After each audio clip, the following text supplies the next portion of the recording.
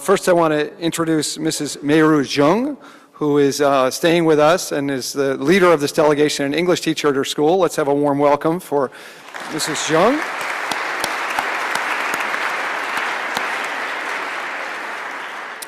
And then for the students who are visiting us, if you could stand and be recognized, we are delighted to have you with us. So the students from Yukai School.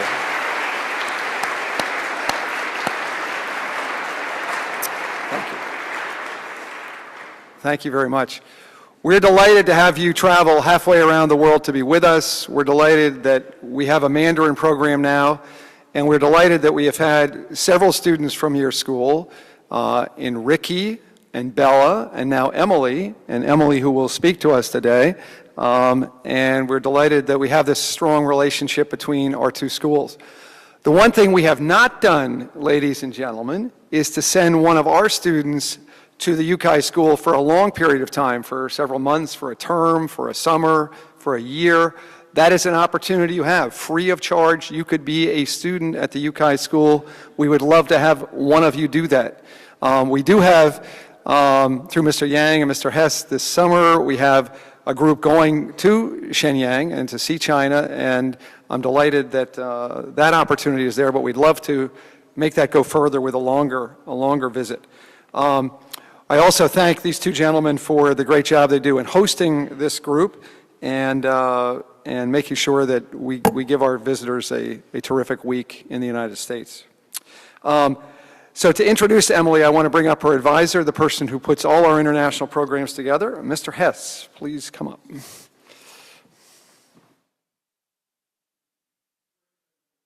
Oh, I'm sorry.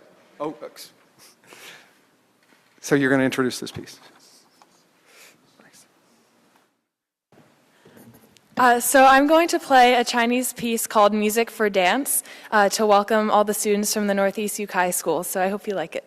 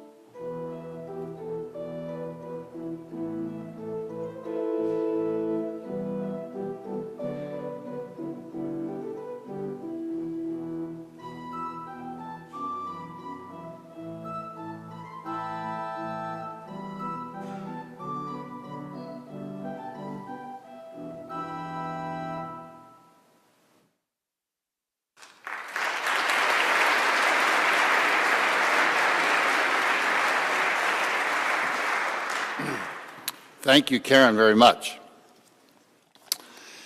Good morning.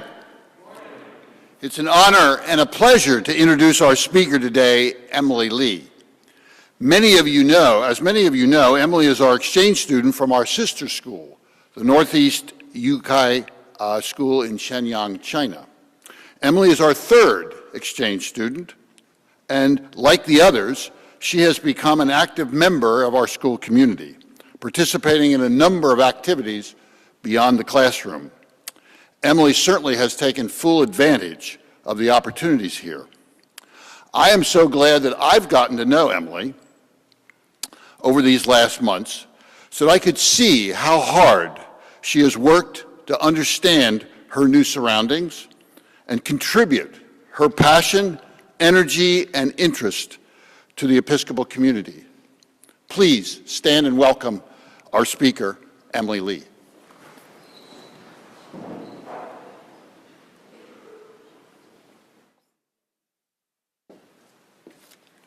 Thank you. Please be seated. And thanks to Mr. Hess for the great introduction. First, I would like to thank Reverend Squire and the vestry for asking me to speak today. So 5 months ago, I came to this new land, nervous to face a brand new environment, yet excited to explore this entirely different world. Before I came here, I was given all kinds of advice by my teachers, friends, and family. First, be mentally prepared to wear skirts in winter. Second, try to speak Chinglish as little as possible. And last one, never talk about grades in front of anyone, or people will think you're a nerd. So bearing this in mind, I started school. But soon, I was surprised to find that things are so different from what I had expected. The weather here is actually warm enough to wear skirts. My accent didn't prevent me from communicating with people. And most importantly, people do talk about grades a lot around the lunch table. I've been making new friends every day. And I'm constantly learning from every person I meet, like someone who would spend 10 minutes explaining the rules of baseball to me. Slowly, I can remember people without having to look at their hair color. And I started to get my friend's humor within 10 seconds, which is a great progress. And I found that despite the differences of our language, our culture, and the way our eyes look like, we are quite similar in many ways. Because anyway, teenagers are teenagers, and we're kind of the same everywhere. But life at EA is also so different, both academically and socially. In academics, EA is truly a great place for me to learn. For the Pennsylvania Junior Science Competition, I'm doing the simplest experiment, but I'm learning the most critical skill of using the scientific method to think and analyze. The way we learn science here makes me realize that it doesn't matter how many difficult problems you can solve. The more important thing is how to see a bigger picture from small details, and how to use the simple theories I've learned to serve our daily life. And believe it or not, it's actually the English and history class that strikes me the most. I have to admit that the history class I had in China was more about memorizing the facts. And it's just amazing to see how much critical thinking is required here. In the social impact class, we've discussed many serious problems that modern American society is facing, like hunger, poverty, homelessness, or education. I feel like I've learned more about America in these few months than in the past 17 years. And in my favorite English class, I'm really surprised to find how refreshing the discussions can be. When I was at home, I used to squeeze time to read novels after doing homework. But here, we get novels for homework. So I couldn't imagine one day all I get as homework is just to read. And because I love it, even the Old English in Scarlet Letter seems lovely to me. And while enjoying these great classes at EA, I found that this is not only a place to learn, but it's also a great place to get myself involved in all kinds of activities. In the Crossbridge Scholars Program, for the past few months, I've been working with my friends from EA and also from Philadelphia, and through discussing the current events and doing creative writing, I'm learning more and more about the American society, from people's general taste in beauty to the presidential election system. Every time we sat in the van, I felt like I was with my brothers and sisters because we know each other so well. For the social impact class, we've done community service several times in the Broad Street Ministry, helping out in the kitchen when they serve dinner to homeless people. Through these meaningful activities, I gained a much deeper understanding of social responsibility, of which I only had a vague idea before, because community service is not a big part in the Chinese education. The fundamental reason of why I decided to go to college in America is its emphasis on people's integrity as well as freedom of thinking. I not only want to learn how to excel in academics, but I also want to be a well-rounded person who cares about others and society. I not only want to know the background and the author of a novel, but I also want to say how I think about it, knowing that there's no way to be wrong. But not everybody understands my decision, and I've heard of many misconceptions about college in America. Once I was talking to one of my friends, and she said, "I'm so happy for you because you no longer need to do that much work as we do. You just talk to the interviewers and you get into good college." I didn't argue with her because, in a way, she's right. But when I come to know more about the American education, I realized that in order to be outstanding, you need to work even harder, just in other aspects in addition to academics. In China, we would wake up at 6 in the morning, begin class at 7, and go back to our dorms at 10 o'clock at night, probably still with 2 hours of homework undone. But in America, I've seen people who go to sports practice for 3 hours every day while still doing really well in academics. Another reason of why I chose to come here is the flexibility of the curriculum in American schools. In China, we all learn math, English, and Chinese. And we separate the rising juniors into 2 groups. One group to continue with sciences like physics, chemistry, and biology, and another group continue with social sciences like politics, history, and geography. In this way, we halved our workload, but it also took away the possibility of truly discovering our interest and developing our potentials to the fullest extent.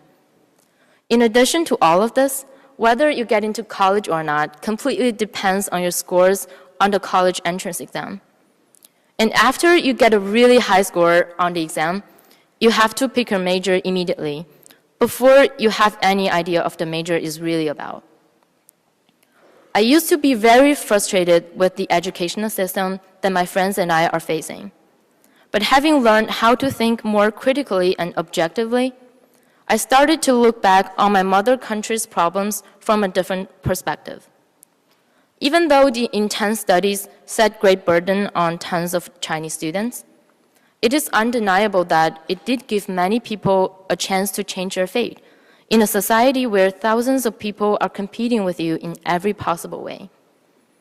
50 years ago, my grandfather came from a poor village in Shandong province to go to college in the city. And now I'm standing here as an exchange student in America. I often can't help thinking how amazing this is. So even if greater opportunities are opening up to me, I'll always remember what the previous generations have done so that I can be where I am today, and learn to appreciate how much advantage I am given instead of finding reasons to complain. And finally, I would really like to share my experience of the biggest challenge I've ever encountered here. You may be really surprised that it's not in academics, it's not in adapting to a new culture, but rather it's in sports. I know this may sound really ridiculous to many of you because everybody around me seems to be playing 3 competitive sports throughout the school year. But I was not an athletic person even at home, and I wasted a lot of time chatting with friends on the PE lessons, and I paid a pretty high price for that from the second day of school. It was in my first history class when Mr. Collins asked what sports we're playing. Everybody answered football, tennis, cross-country, squash, and so on. And when it was my turn, I thought I should probably answer what I do at home. So I said, I play ping pong. And I regretted my answer almost immediately because I started to feel the strange atmosphere in the classroom. And I can tell from people's confused look that they're thinking how ping pong could count as a sport. And then a week later, I saw one of my friends' profile picture of him playing a kind of sport. I thought, wow, this is really cool. So I commented, it's too bad that I don't understand football rules. I just cheer when other people cheer. And seconds later, he replied that, this is baseball, Emily. And well, at that moment, there's no other word that can describe how embarrassed I am, even though there's no one else in the room. So when I first ran a mile with others, I was scared to see how athletic people are. I was the last one and almost half a lap behind the person ahead. I felt so overwhelmed, but I knew that if I don't try, I would never get a chance to improve. So I started the physically painful but mentally pleasant training because the only person I can compete with is myself, so I'm no longer afraid of anything. After the fall season of fitness, I improved 1.5 minutes in running a mile. And even though my time is probably still one of the longest records EA has ever had, I'm pretty happy about it because my efforts paid off. And I really want to thank EA for helping me form the habit of exercising every day.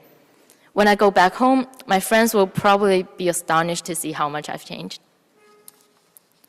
In the past 160 days, there has never been a single moment that I don't feel grateful to have this great chance to study here. I remember in a fitness class, somebody asked me, "Have you ever get mad in America?" And when I said I haven't, everybody was shocked. But indeed, I have been happy every day since I got here because there's so many new people and new things to know about, and I simply have no time to think about the things that make me unhappy. To me, life is all about how to enjoy and cherish every opportunity I'm given and trying to make the most of what I already have. Just as the old saying goes, of whom much is given, much is expected. I know that I'm given so much of what other people might not have, and I always believe that one can always achieve more than he's expected to, as long as he is brave enough to face challenges, willing enough to work hard, and most importantly, passionate enough to know the world. Thank you.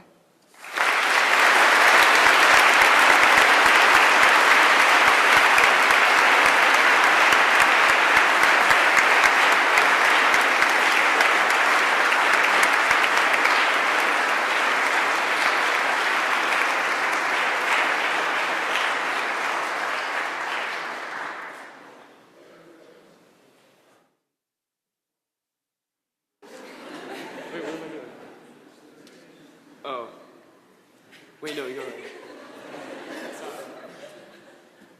We're going to play Zai Na Yaoyuan De Difang in that far, far away place, a Chinese folk song. And we, as members of the Chinese program at Episcopal Academy, are really excited to welcome our friends from Northeast Youth High School.